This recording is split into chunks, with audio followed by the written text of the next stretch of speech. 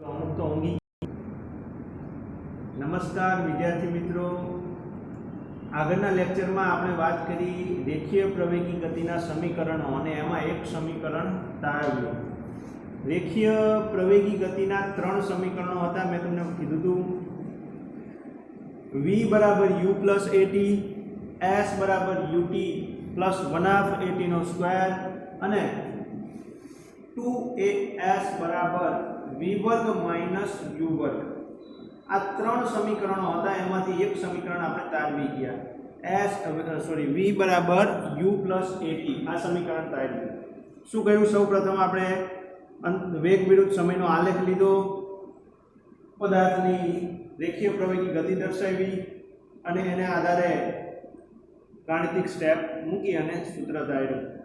હવે પ્રશ્ન એવો જ છે, પ્રશ્નમાં શબ્દો બદલાય નહીં, ખાલી એક સૂત્ર બીજું તારવીએ. હવે સુરેખ પથ પર અચળ પ્રવેગી ગતિ કરતા પદાર્થ માટે રેખીય પ્રવેગી ગતિનું બીજું સમીકરણ છે s બરાબર ut પ્લસ 1/at નો સ્ક્વેર. ચલો આ સમીકરણ ક્યાંથી અને કેવી રીતે આવ્યું છે એ આપણે જોવું છે. વસ્તુ એની એ જ છે, આપણે અંતર વિરુદ્ધ સમયના વેગ વિરુદ્ધ સમયના જ આલેખની વાત કરવાની છે અહીંયા પણ.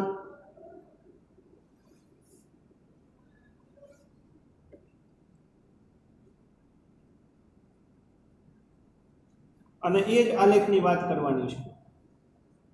આલેખ ક્યાંય બદલાતો નથી.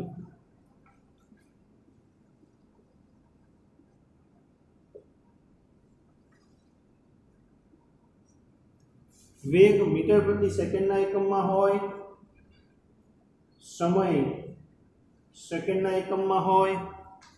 ઉદ્ગમ બિંદુને O બિંદુ કહું છું. માની લો કે ઉદ્ગમ બિંદુથી ઉપર કોઈ અંક છે જે વેગ દર્શાવે છે, ત્યાંથી પદાર્થનો આલેખ, વેગ વિરુદ્ધ સમયનો આલેખ સુરેખા મળે છે. એનો મતલબ પદાર્થ અચળ પ્રવેગી ગતિ કરે છે એવું કહેવાય. પદાર્થ કેવી ગતિ કરે છે? અચળ પ્રવેગી ગતિ કરે છે એવું કહેવાય. આ બિંદુને હું નામ આપું છું બી બિંદુ. બી બિંદુએથી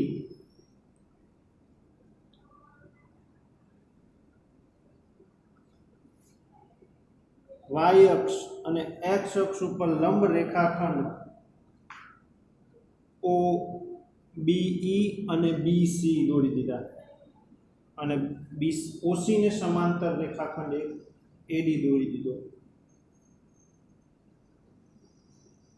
આ બિંદુને નામ આપી દીધું ડી બિંદુ. બને ત્યાં સુધી તમારે સ્કેલનો ઉપયોગ કરવો, હાથે આવી રીતે લીટા તાણી નાખવા નહીં. અહીંથી અહીં સુધીનું અંતિમ વેગ v દર્શાવે છે. અહીંથી અહીં સુધીનું પ્રારંભિક વેગ u દર્શાવે છે. અહીંથી અહીં સુધીનો સમય t દર્શાવે છે. આ વેલ્યુ પ્રવેગનું મૂલ્ય દર્શાવે છે, વેગમાં વધારો થાય છે એવું દર્શાવે છે. આલેખ આપણો તૈયાર થઈ ગયો. હવે કાલે જેમ લખ્યું હતું એમ જ લખી શકીએ કે સુરેખ પથ પર અચળ પ્રવેગ એથી ગતિ કરતા પદાર્થ માટે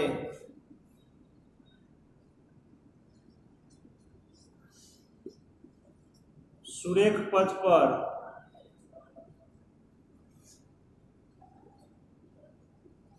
અચળ પ્રવેગ એથી ગતિ કરતા પદાર્થ માટે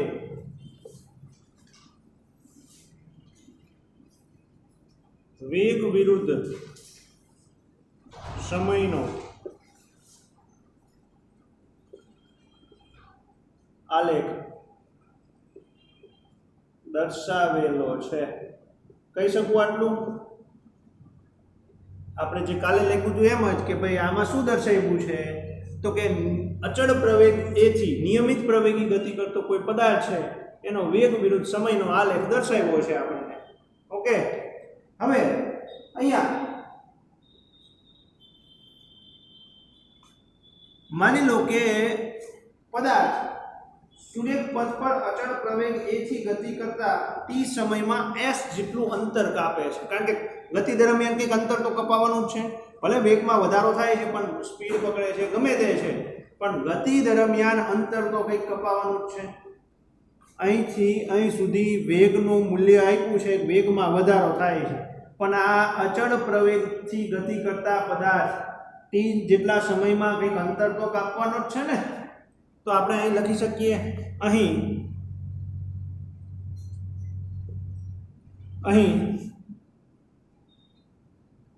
અચળ પ્રવેગ a થી ગતિ કરતો પદાર્થ t સમયમાં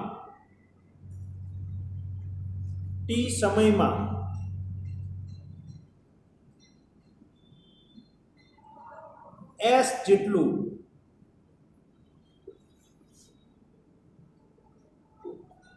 અંતર કાપે છે। હવે સામાન્ય આપણે વિચારીએ તો આપણને ખ્યાલ આવી જાય કે ભલે કંઈ પણ છે, વેગમાં વધારો થાય છે, ઘટાડો થાય છે, જે કંઈ છે, પણ એ ગતિ દરમિયાન અમુક સમયમાં કંઈક અંતર કાપે છે, અને સમય લીધો આપણે t, કે t જેટલા સમયમાં s જેટલું અંતર કપાય છે। સમજ પડે? હવે આ પદાર્થે કાપેલું અંતર કેટલું થાય, પદાર્થ કેટલું અંતર કાપે છે એ કેવી રીતે ખબર પડે, તો સમજજો।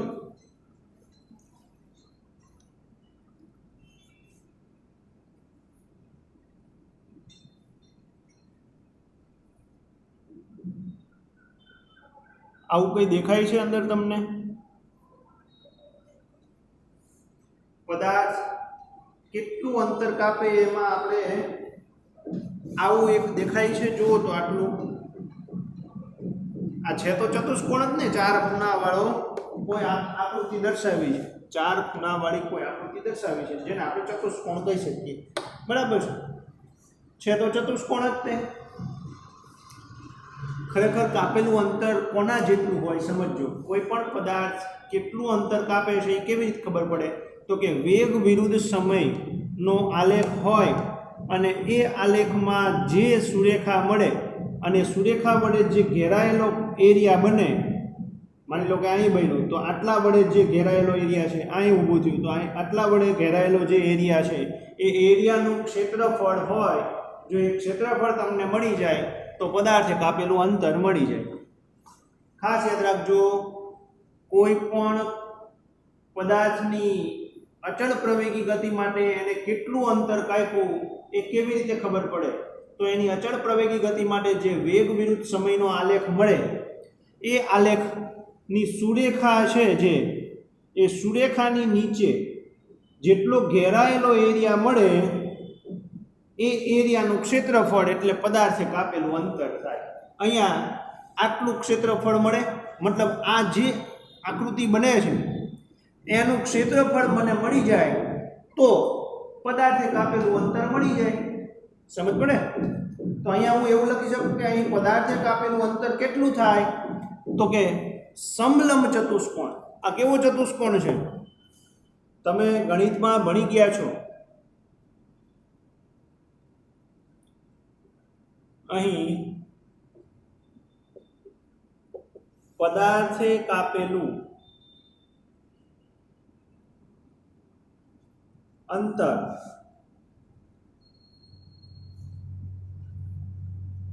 સમલંબ ચતુષ્કોણ OABC ના ક્ષેત્રફળ જેટલું થાય। ખાસ યાદ રાખજો મિત્રો, પદાર્થ કેટલું અંતર કાપે છે, તો કે આ સમલંબ ચતુષ્કોણ બન્યો એના ક્ષેત્રફળ જેટલું અંતર કાપે છે। જો આનું ક્ષેત્રફળનું મૂલ્ય આપણે મેળવી લઈએ તો પદાર્થે કાપેલું અંતર મળી જાય। તો આના પરથી આવું સૂત્ર બનાવી શકું, અંતર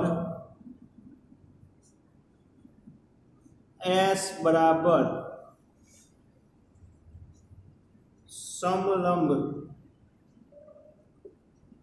ચતુષ્કોણ OABC નું ક્ષેત્રફળ બરાબર છે। હવે આપણને આનું ક્ષેત્રફળ ડાયરેક્ટ ન મેળવવું હોય, માની લો સમલંબ ચતુષ્કોણના ક્ષેત્રફળ માટેનું સૂત્ર આપણી પાસે નથી, હમણાં આપણે બીજું સમીકરણ તારવશું એમાં કંઈક કરશું આડું, અત્યારે આપણે આવી રીતે આખા ચતુષ્કોણનું ક્ષેત્રફળ એક હારે નથી મેળવવું, તો આકૃતિમાં આવું આપ્યું છે કંઈક, અહીંયા એક ડી બિંદુ દર્શાવ્યું છે ને, તો એક લંબચોરસ બની જાય, એક કાટકોણ ત્રિકોણ બની જાય, આ કાટકોણ ત્રિકોણ બન્યો અને આ બધા કાટકોણ ત્રિકોણ છે, લંબચોરસ બની ગયો છે। જો કાટકોણ ત્રિકોણનું ક્ષેત્રફળ શોધી લઉં, લંબચોરસનું શોધી લઉં, પછી બેનો સરવાળો કરી દો તો આખા સમલંબ ચતુષ્કોણનું ક્ષેત્રફળ થઈ જાય।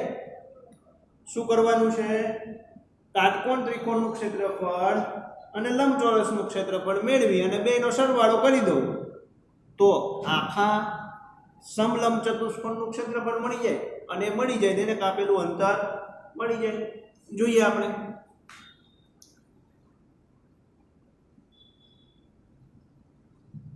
અંતર S બરાબર કાટકોણ ત્રિકોણ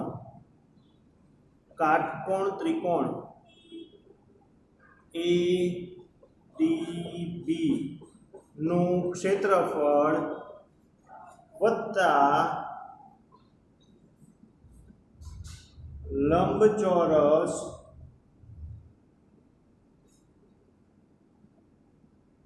OADC નું ક્ષેત્રફળ લખી શકું।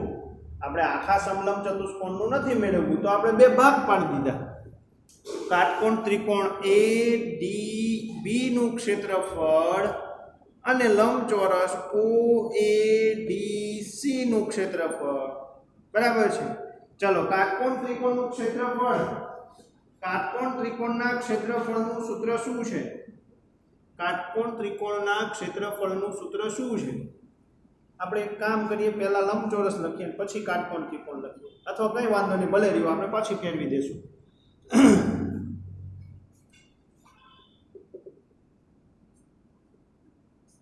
અંતર S બરાબર કાટકોણ ત્રિકોણના ક્ષેત્રફળનું સૂત્ર છે 1/2 પાયો ગુણ્યા વેધ।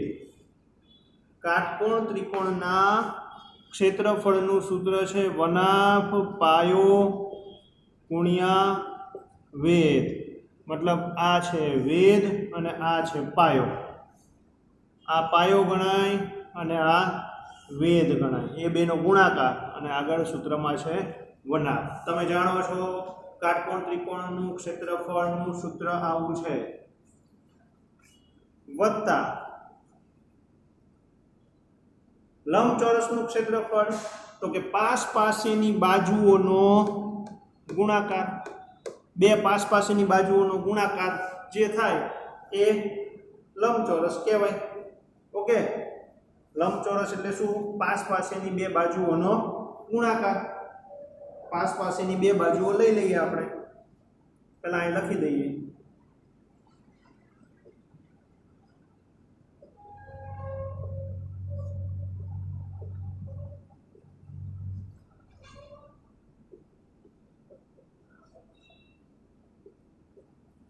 ચાલો પાસેની બે બાજુઓનો ગુણાકાર। હવે આપણે કિંમત મૂકીએ, જોજો આ વેલ્યુ શું છે? આ વેલ્યુ u છે, તમે જાણો છો। આ આખી વેલ્યુ શું છે? BC, v છે, આખી વેલ્યુ શું છે? v। આટલી વેલ્યુ શું છે? v - u છે। આટલી વેલ્યુ શું છે? t છે। જો આમાં આપણે કાલે કર્યું હતું, આ વેલ્યુ શું છે? તો કે એ t છે, આ t હોય તો એ વેલ્યુ t જ ગણાય ને। આટલી વેલ્યુ u છે, આ આખી વેલ્યુ, આ આખી કોના જેટલી થાય? તો કે આના જેટલી થાય ને, OE જેટલી BC થવાની, તો આ આખી વેલ્યુ v છે, પણ આટલી શું છે? તો કે v માંથી u બાદ કરી દીધું આટલી શું થાય તો કે આખું v છે ને એમાંથી u કાઢી નાખ્યું છે તો એટલી થાય વેગમાં થતો ફેરફાર. આટલી વેલ્યુ શું છે તો કે લાગેલો સમય t છે તો ઉપરનો t જ થાય. ઓકે, હવે આમાં આપણે કિંમત મૂકી છે, સમજો. અંતર s બરાબર 1/2 m ના m ગુણ્યા પાયો. પાયો એટલે શું? t ગુણ્યા વેધ. આ વેધ થાય ને, આ v માઇનસ u, અને આખાને કાઉન્સ કરી દઉં છું, વત્તા પાસ પાસેની બે બાજુઓમાં એક બાજુ આ લઉં અને એક બાજુ આ લઉં, અથવા આ લઉં અને આ લઉં, ગમે તે લઈ શકો. એકની વેલ્યુ u છે, આટલું u છે અને આ t છે, બરાબર. એટલે u ગુણ્યા t થવાનું. તેથી અંતર s બરાબર 1/2 ગુણ્યા, હવે સમજો આની જગ્યાએ શું લખી શકીએ? જો પ્રવેગનું સૂત્ર આવું હતું, a બરાબર v માઇનસ u ના છેદમાં t. આ t ને પેલી બાજુ લઈ જાવ તો at બરાબર v માઇનસ u થાય. at બરાબર v માઇનસ u થાય. t ને પેલી બાજુ લઈ જાવ, ગુણાકારમાં જાય ને, તો v માઇનસ u બરાબર શું લખી શકો? at લખી શકો. v માઇનસ u ની જગ્યાએ શું લખી શકો? at લખી શકો. તો આ t m ના m ગુણ્યા v માઇનસ u ની જગ્યાએ at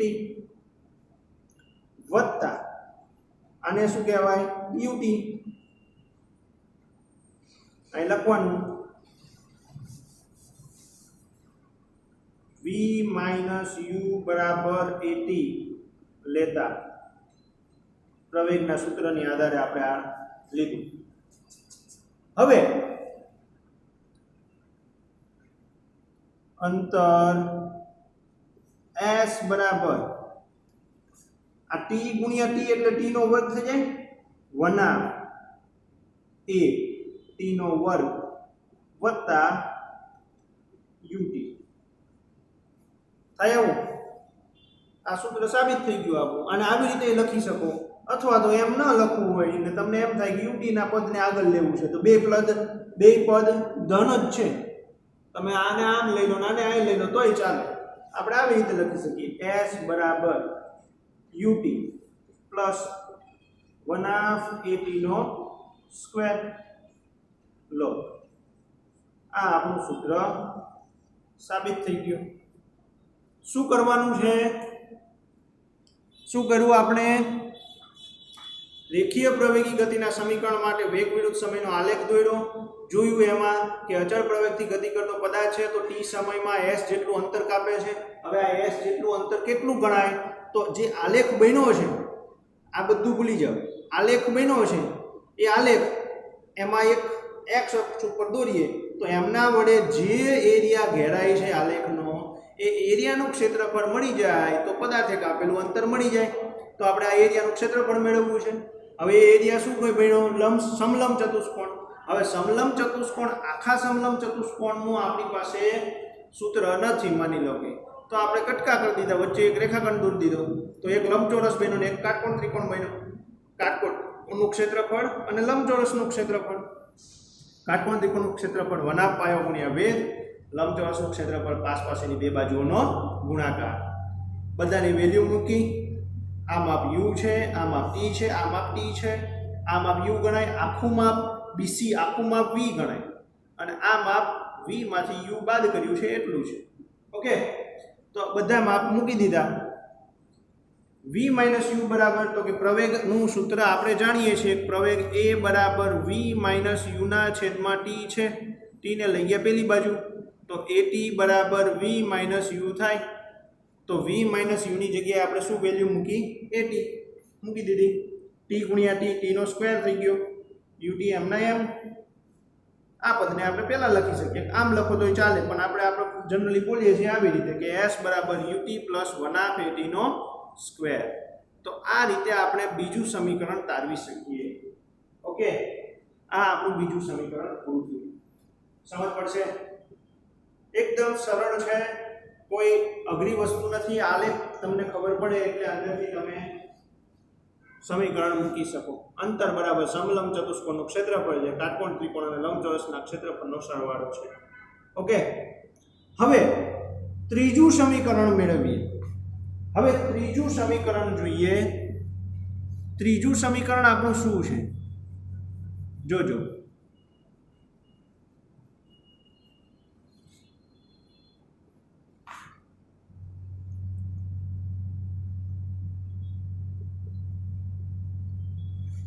ત્રીજું સમીકરણ છે 2as બરાબર v વર્ગ માઇનસ u વર્ગ.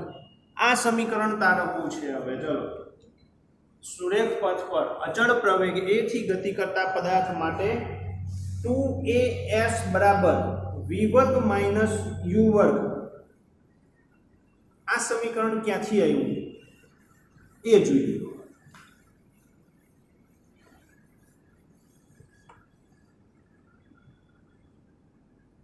હવે એના માટે શું કરવાનું છે? તો તમારે એના માટે આલેખ તો દોરવાનો જ છે. તમારે એના માટે પણ આલેખ તો દોરવાનો જ છે. પછી લખવાનું છે કે રેખીય સુરેખ પથ પર અચળ પ્રવેગ a થી ગતિ કરતા પદાર્થ માટે વેગ વિરુદ્ધ સમયનો આલેખ દર્શાવ્યો છે, જોઈ શકાય છે. અહીંયા સુરેખ પથ પર પ્રવેગ a થી ગતિ કરતો પદાર્થ t સમયમાં s જેટલું અંતર કાપે છે. ચલો, અહીંયા એ જ વાત છે, s જેટલું અંતર કપાય છે. હવે પદાર્થે કાપેલું અંતર કેટલું થાય? તો કે સમલંબ ચતુષ્કોણ, આપણે હમણાં દોર્યું એમ કે સમલંબ ચતુષ્કોણ O A B C ના ક્ષેત્રફળ જેટલું થાય. બરાબર છે. હવે અહીંયા આપણે કટકો નથી કરવાનો, ડાયરેક્ટ આ સમીકરણ આનું સૂત્ર મૂકવાનું છે. આનું સૂત્ર મૂકવાનું છે. આના આધારે આપણે લખી શકીએ અહીંયા કે અંતર s બરાબર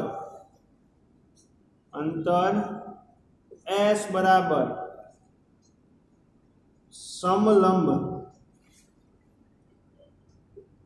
ચતુષ્કોણ OABC નું ક્ષેત્રફળ. ચાલો લખી શકીએ. હવે સમલંબ ચતુષ્કોણનું ક્ષેત્રફળ છે શું? સમલંબ ચતુષ્કોણનું ક્ષેત્રફળનું સૂત્ર શું છે? તો સમલંબ ચતુષ્કોણના ક્ષેત્રફળનું સૂત્ર છે 1/2 ગુણ્યા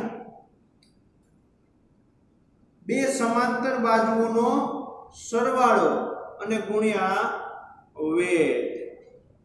બે સમાંતર બાજુઓનો સરવાળો ગુણ્યા વેધ. ચાલો, અહીંયા હવે આપણે બે સમાંતર બાજુઓ કઈ છે? સમલંબ ચતુષ્કોણમાં હંમેશા બે બાજુઓ સમાંતર હોય. સમાંતર મતલબ આગળ જતા પણ આ ક્યાંય છેદતી નથી. જો આ બાજુને લંબાવો તો આ બાજુ આ છેદે છે. બરાબર છે.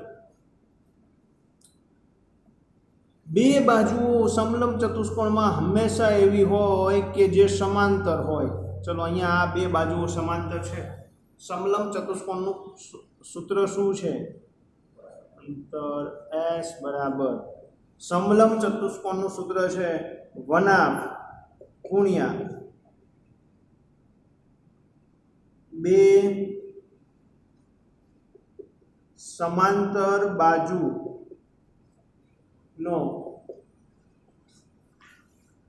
સરવાળો ગુણ્યા વેધ.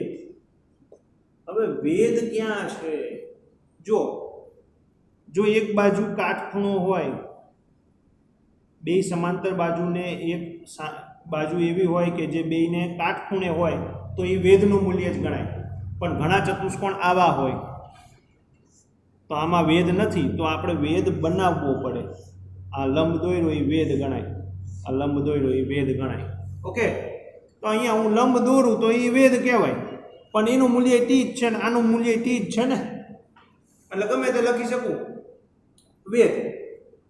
આની વેલ્યુ t છે જાણીએ છીએ, આની વેલ્યુ u છે અને આ આખાની વેલ્યુ v છે. ચાલો આટલું છે. બે સમાંતર બાજુઓનો સરવાળો ગુણ્યા વેગ લખી દઈએ, કિંમત મૂકીએ. ચલો, અંતર s બરાબર 1/2 ગુણ્યા બે સમાંતર બાજુઓ કઈ છે તો કે OA અને BC, OA વત્તા BC ગુણ્યા વેગ OC લખી દઉં. ચાલો આટલું છે. અંતર s બરાબર 1/2 m ના m રાખીએ, 1/2 m ના m રાખીએ. હવે સમજો અહીંયા શું લખવું, u વત્તા v અથવા v વત્તા u લખવું, ગમે તે લખી શકો ને, v વત્તા u અને ગુણ્યા t આવું લખી શકો. આટલું ખબર પડે. હવે શું કરવાનું જોજો, આ t ની જગ્યાએ કંઈક વેલ્યુ મૂકીએ. પ્રવેગ a બરાબર સમીકરણ શું છે, v માઇનસ u છેદમાં t, આવું સમીકરણ છે. t ને આમ લઈ જાઉં છું તો ઉપર જાય, a ને આ બાજુ લાવું તો અંશમાં આવે, આવું સૂત્ર બની જાય. t બરાબર v માઇનસ u ના છેદમાં a, આવું બની જાય કે ના બને? t ને પેલી બાજુ લઈ ગયા, a ને આ બાજુ લાવ્યા. ઓકે, તો t ની જગ્યાએ આવી વેલ્યુ મૂકી શકું, v માઇનસ u ના છેદમાં a મૂકી શકાય ને, કેમ નહીં? અંતર s બરાબર, હવે આ 1/2 ને આવી રીતે ન લખવા હોય તો હું આવી રીતે લખી શકું, 2, મૂળ તો છેદમાં જ છે ને 2, અલગથી 1/2 ન લખવા હોય તો આવી રીતે લખી શકાય. ગુણ્યા આની જગ્યાએ શું લખવાનું છે, v માઇનસ u ના છેદમાં a લખી શકાય, v માઇનસ u ના છેદમાં a. ચલો અહીંયા લખવાનું કે t બરાબર v માઇનસ u ના છેદમાં a મુકતા. ઓકે, હવે ઉપરનો ગુણાકાર છે, નીચેનો ગુણાકાર છે. જોજો વચ્ચે ગુણાકારનો સંબંધ આપ્યો છે, આ નિશાની જોજો ખાસ. ગુણાકારનો સંબંધ છે તો શું કરવું, અંતર s બરાબર v વત્તા u ગુણ્યા v માઇનસ u છેદમાં 2 ગુણ્યા a એટલે 2a. ઓકે, ગણિતમાં તમે આવું ભણી ગયા છો, a વત્તા b અને a માઇનસ b હોય તો આનું શું કરતા હતા તમે, આનું સાદુરૂપ કેવી રીતે આપતા હતા, આનો પહેલા આનો આની સાથે ગુણાકાર, પછી આનો આની સાથે ગુણાકાર, આનો આની સાથે ગુણાકાર ને પછી આનો આની સાથે ગુણાકાર. એક પ્લસ ને એક માઇનસ હોય વચ્ચેના પદ ઉડી જાય, ખાલી આવું વધે, a વર્ગ માઇનસ b વર્ગ થાય. a વત્તા b અને a માઇનસ b હોય તો સાદુરૂપ આવું મળે, a વર્ગ માઇનસ b વર્ગ. તો અહીંયા v વત્તા u v માઇનસ u છે તો આનું સાદુરૂપ શું મળે, v વર્ગ માઇનસ u વર્ગ મળે અને છેદમાં 2a. આ 2a ને પેલી બાજુ લઈ જાઓ, અહીંથી અહીંયા લઈ જાઓ તો સૂત્ર આપણું શું થઈ જાય, s તો છે જ, 2as બરાબર v વર્ગ માઇનસ u વર્ગ. આ આપણું સમીકરણ બની ગયું. બેસે મગજમાં? અહીંયા કિંમત મૂકી દીધા પછી t ની વેલ્યુ આ મૂકવાની. ઓકે, એટલે આ આપણું ત્રીજું સમીકરણ સાબિત થઈ ગયું. ફરીથી એક વખત જોવું, સુરેખ પથ પર અચળ પ્રવેગ a થી ગતિ કરતા પદાર્થ માટે રેખીય પ્રવેગી ગતિનું સમીકરણ 2as બરાબર v વર્ગ માઇનસ u વર્ગ તારવેલું છે. એના માટે આ વેગ વિરુદ્ધ સમયનો આલેખ દર્શાવ્યો છે. અહીં પદાર્થ અચળ પ્રવેગ a થી ગતિ કરે છે, એ દરમિયાન t સમયમાં s જેટલું અંતર કાપે છે. આ s જેટલું અંતર કેટલું ગણાય? તો કે કાપેલું અંતર કેટલું થાય? મેં તમને કીધું એમ કે જે આલેખ બન્યો છે એ આલેખની નીચે જેટલા એરિયાનો ઘેરાવો થયો છે એ ઘેરાવાનું જો ક્ષેત્રફળ મળી જાય તો પદાર્થે કાપેલું અંતર મેળવી શકીએ. તો અહીંયા આપણે આટલા એરિયાનું ક્ષેત્રફળ મેળવવું પડે. આટલો એરિયા એટલે આ એક ચતુષ્કોણ બને છે.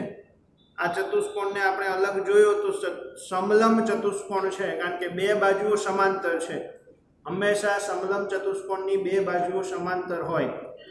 તો આપણે લખ્યું કે અંતર બરાબર સમલંબ ચતુષ્કોણ OABC નું ક્ષેત્રફળ. ચાલો, સમલંબ ચતુષ્કોણના ક્ષેત્રફળનું સૂત્ર શું થાય? તમે ગણિતમાં ભણી ગયા છો. સમલંબ ચતુષ્કોણનું ક્ષેત્રફળ છે 1/2 ગુણ્યા બે સમાંતર બાજુઓનો સરવાળો ગુણ્યા વેધ. ચલો, બે સમાંતર બાજુઓ કઈ કહેવાય? મતલબ આ બે બાજુઓ સમાંતર છે, એ ક્યારેય છેદતી નથી. એકબીજાને પેરેલલ ચાલતી હોય તો એ બે સમાંતર બાજુઓ કહેવાય કે જે ક્યારેય છેદતી હોય નહીં. એ બેનો સરવાળો અને ગુણ્યા વેધ. ચલો, અહીંયા આ બાજુ બંનેને કાટખૂણે જ છે એટલે વેધનું મૂલ્ય આ જ ગણાય. પણ ઘણા ચતુષ્કોણમાં વેધ ન આપ્યો હોય, મતલબ આ આવી રીતે આપ્યું હોય તો એ સમલંબ ચતુષ્કોણ જ ગણાય. પણ ત્યાં આપણે વેધનું મૂલ્ય ગણવું પડે, લેવું પડે. અહીંયા આપણને વેધનું મૂલ્ય આ જ મળશે, કારણ કે આની સાથે કાટખૂણે છે, કાટખૂણે છે. હવે આપણે કિંમત મૂકીએ તો અંતર s બરાબર 1/2 OA અને BC નો સરવાળો ગુણ્યા OC. આ OC 1/2 OA U અને V. U વત્તા V મૂકી શકો અથવા V વત્તા U. આપણે એકદમ V વત્તા V U મૂકી દીધું છે ગુણ્યા T. T ની વેલ્યુ શું મૂકવી? કારણ કે આપણે સમીકરણ આવું તારવવું છે, એટલે માટે આપણે આવું કર્યું છે. T બરાબર શું મૂકવું? તો આપણે પ્રવેગનું સૂત્ર જાણીએ છીએ. પ્રવેગ A બરાબર V - U ના છેદમાં T છે. T ને આ બાજુ લાવીએ અને A ને આ બાજુ લઈ જઈએ તો T બરાબર સૂત્ર બની જાય V - U ના છેદમાં A. તો આ T ની જગ્યાએ મૂકી દીધું V - U ના છેદમાં A. બંને વચ્ચે ગુણાકારનો સંબંધ છે. ઉપર ઉપરનો ગુણાકાર, નીચે નીચેનો ગુણાકાર, 2 ગુણ્યા A એટલે 2A. આ સાદુરૂપ તમે જાણો છો. A વત્તા B ને A - B હોય તો A વર્ગ - B વર્ગ થાય. તો અહીંયા પણ V વર્ગ - U વર્ગ થાય. V વર્ગ - U વર્ગ છેદમાં 2A. 2A ને લઈ જાઓ પેલી બાજુ તો 2AS બરાબર V વર્ગ - U વર્ગ. ઓકે, તો આ વાત હતી રેખીય પ્રવેગી ગતિના 3 સમીકરણો. કયા કયા 3 સમીકરણો તારવ્યા?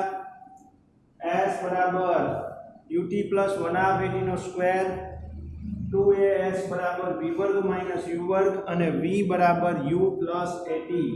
આ 3 સમીકરણોનો ઉપયોગ કરી અને પદાર્થની ગતિ માટે હવે આપણે કોઈ પણ ખૂટતી વેલ્યુ હોય તો એ કેવી રીતે મેળવી શકીએ એ બે ત્રણ દાખલા ગણશું એટલે આપણને ખ્યાલ આવશે. આ સમીકરણોના સૂત્રો તારવી લીધા પછી તમને કંઈક બ્લુ લાઈનના પ્રશ્નો આપ્યા છે.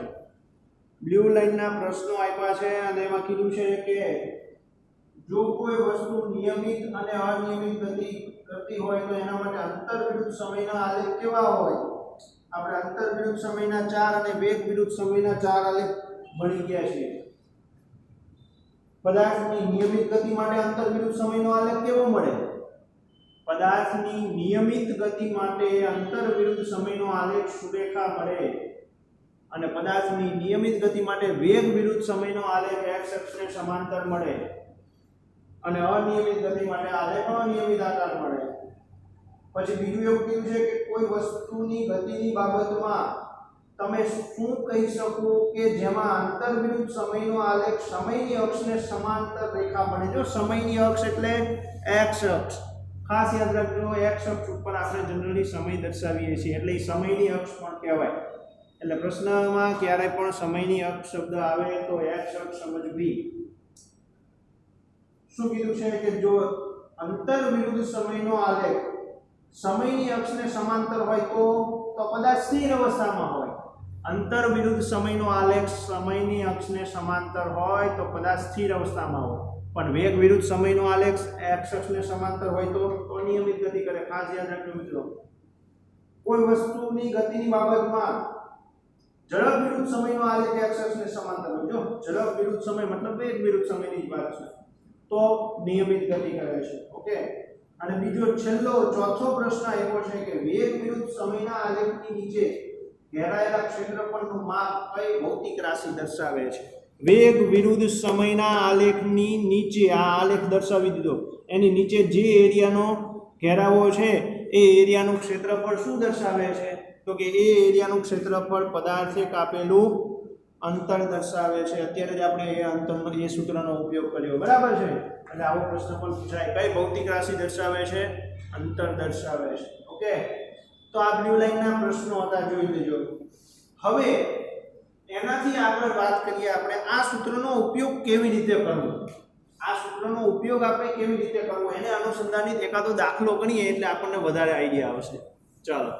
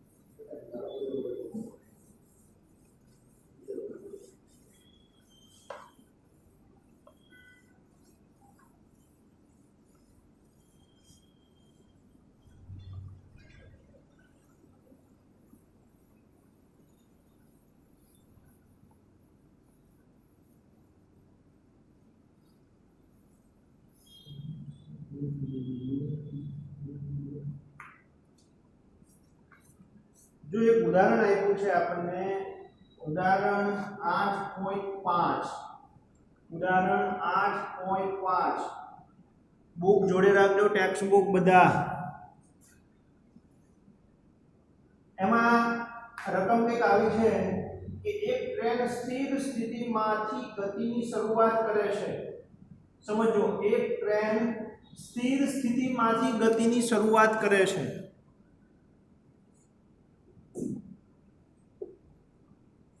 ઉદાહરણ 8.5 રકમમાં જે આપ્યું છે એ આપણે દર્શાવીએ છીએ. માની લો કે આ એ બિંદુ છે અને અહીંયા ટ્રેન સ્થિર અવસ્થામાં છે. કેવી છે?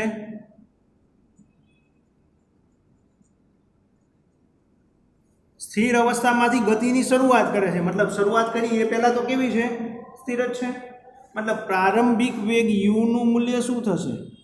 0 મીટર પ્રતિ સેકન્ડ. જો સ્થિર અવસ્થામાં છે, કોઈ પણ પદાર્થ ગતિની સ્થિર અવસ્થામાં હોય શરૂઆતમાં, તો પ્રારંભિક વેગ u નું મૂલ્ય કેટલું લેવું? 0. ઓકે, હવે શું કીધું છે આગળ રકમમાં? જો સ્થિર અવસ્થામાં છે અને ગતિની શરૂઆત કરે છે 5 મિનિટમાં, 5 મિનિટનો સમય છે, સમય t આપ્યો છે 5 મિનિટ. 5 મિનિટમાં એ આટલે આ બિંદુ પાસે પહોંચી જાય છે ત્યારે એનો વેગ 72 કિલોમીટર પ્રતિ કલાક છે. આપણે આ એકમને કિલોમીટર પ્રતિ કલાકમાં જ લખીએ. 0 કિલોમીટર પ્રતિ કલાક છે. ઓકે, શું કીધું? સ્થિર અવસ્થામાં હતી અને 5 મિનિટમાં એને સ્થિરમાંથી વેગ કેટલો પ્રાપ્ત કરી લીધો? કેટલી ઝડપ મેળવી લીધી? 72 કિલોમીટર પ્રતિ કલાકની ઝડપ મેળવી લીધી. તો શું કીધું છે કે તો તેનો પ્રવેગ વેગ પ્રાપ્ત કરવા માટે ટ્રેન દ્વારા કપાયેલું અંતર આ બે શોધો. માની લો કે પ્રવેગ અચળ છે. આપણને એવું કહી દીધું છે કે ધારો કે પ્રવેગ અચળ છે. પહેલું શું શોધવાનું કીધું? ટ્રેનનો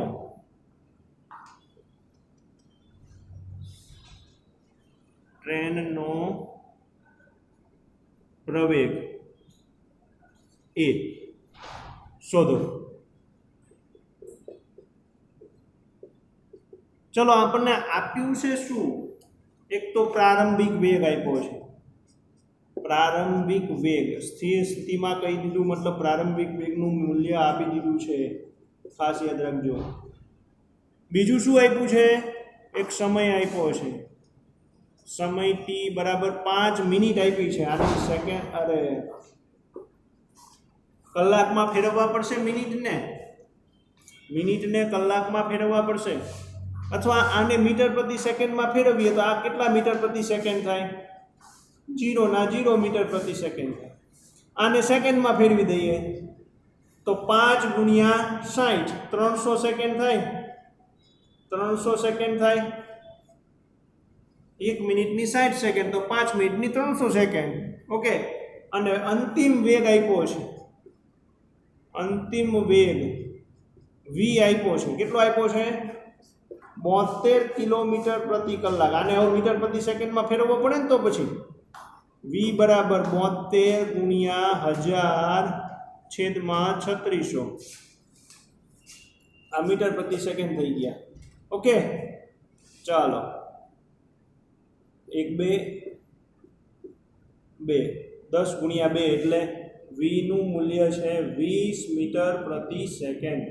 હાલો, પ્રારંભિક વેગ છે, સમય છે અને અંતિમ વેગ છે. તો પ્રવેગ મળી જાય.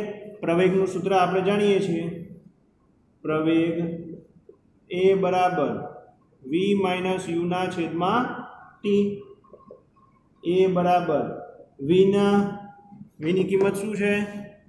20 માઇનસ 0, આ 2 મીટર પ્રતિ સેકન્ડમાં છે, છેદમાં સમય 300 સેકન્ડ, આ સેકન્ડમાં.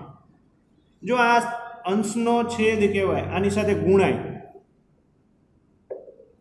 a બરાબર 20 ના છેદમાં 300 મીટર પ્રતિ સેકન્ડનો સ્ક્વેર થાય.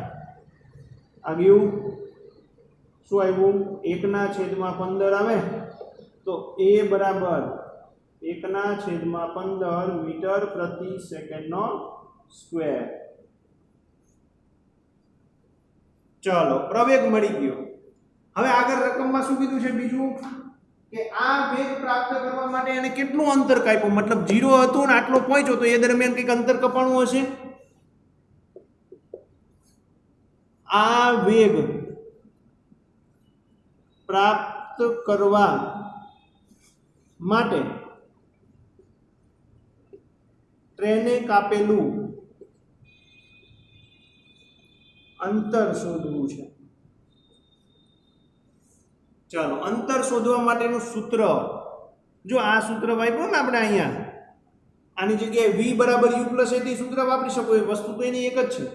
અંતર શોધવા માટે આપણે બે સૂત્ર તાર્યા. 2as બરાબર v વર્ગ માઇનસ u વર્ગ સૂત્ર વાપરી શકો, અને s બરાબર, જો અત્યારે આપણે બે સૂત્ર વાપરીને દાખલો ગણી લઈએ. પહેલી વાત, s બરાબર ut પ્લસ 1/2 at નો સ્ક્વેર, આવું સૂત્ર છે. ચલો, આ સૂત્રને કિંમત મૂકીએ. s u ની વેલ્યુ શું છે? 0 મીટર પ્રતિ સેકન્ડ ગુણ્યા સમય છે 300 સેકન્ડ, વત્તા 1/2 m ના m, a ની વેલ્યુ છે 1 ના છેદમાં 15 મીટર પ્રતિ સેકન્ડનો સ્ક્વેર, અને ગુણ્યા 300 સેકન્ડનો સ્ક્વેર થાય ને. 300 સેકન્ડ ને સેકન્ડનો વર્ગ. આ સેકન્ડનો વર્ગ ગયો, આ સેકન્ડનો વર્ગ ગયો. સમજાય? આ આખું પદ જ ગયું, કારણ કે 0 ગુણ્યા 300, 0 સાથે ગુણાકાર 0 જ થાય.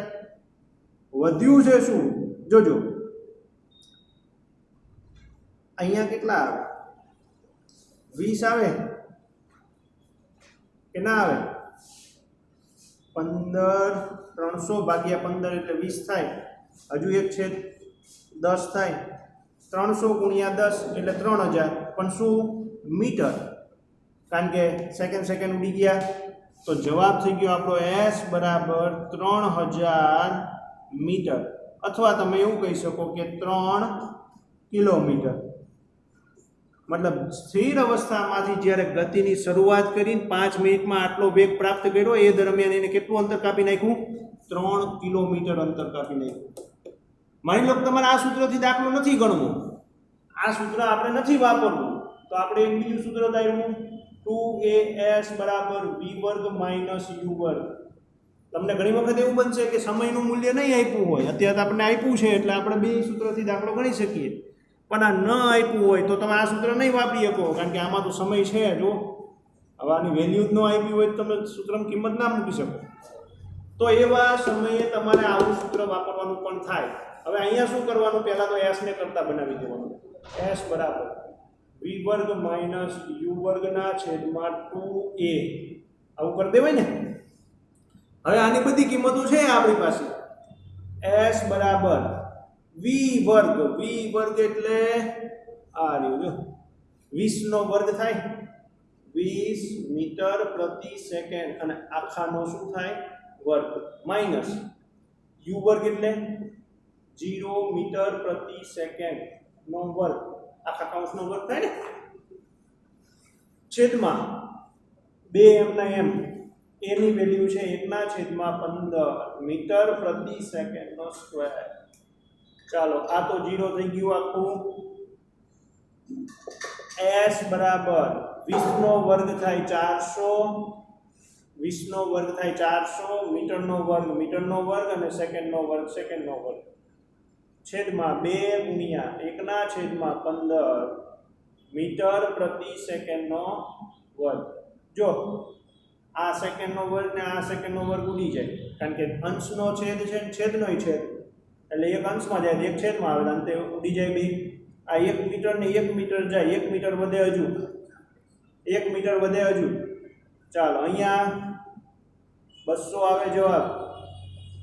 આ છેદનો છેદ 15 ક્યાં જાય ઉપર, 200 ગુણ્યા 15, s બરાબર 200 ગુણ્યા 15 મીટર. તો શું આવ્યો જવાબ, 3000 મીટર, અથવા તો s બરાબર 3 કિલોમીટર.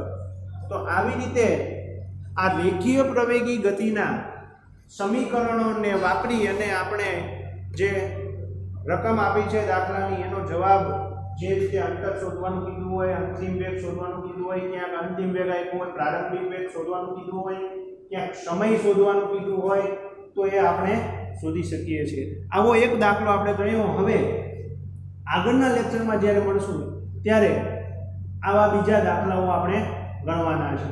બરાબર છે? તો આજનો લેક્ચર આપણે અહીંયા સુધી રાખીએ છીએ. નવા લેક્ચરમાં મળીએ ત્યારે નવા બીજા દાખલાઓ ગણી અને આ સૂત્ર વધુને વધુ આ સૂત્રનો કેવી રીતે ઉપયોગ થાય છે એ આપણે જોઈશું. ખાસ મિત્રો, જે રેખીય પ્રવેગી ગતિના 3 સમીકરણો છે એ સમીકરણો ખાસ જોજો. સમીકરણો આવડશે તો જ આગળ દાખલાઓ ખબર પડશે. ઓકે, તો આપણે આજનો લેક્ચર અહીંયા સુધી રાખીએ છીએ. નવા લેક્ચરમાં આગળના દાખલાઓ ગણીશું. ત્યાં સુધી નમસ્કાર.